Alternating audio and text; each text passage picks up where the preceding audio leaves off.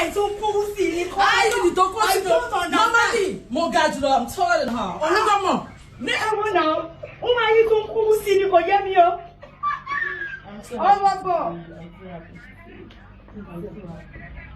I'm happy to see you again. 4 years. Again and again. How was it? Mr. Adedimeji could soju Mori. Mori ọwọ́ mo má jowu Mr. Adedimeji me sorry. Let me still greet my brother, you know. Our Ijebu wife, you know, looking all, you know. Me too, I'm bothering him now. Yes, me no more. So happy to see you. My sister.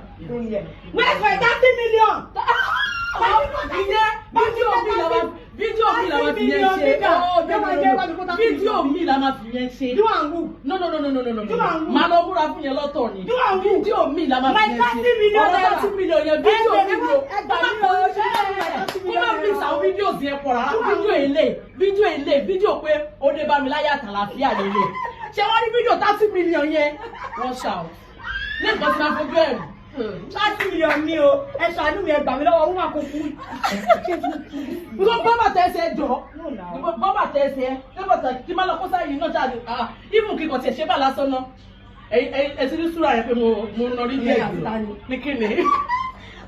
Good to see you, my sister. I miss you. I miss you so much. I miss you very much. Alhamdulillah. Ọmọ mi náà ni ẹ, ọmọ mi ni yé wa jáde kọ̀yà.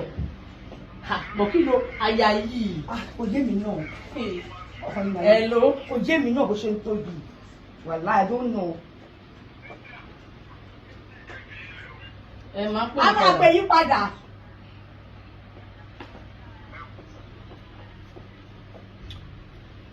Oh yeah, so 30 million is another something.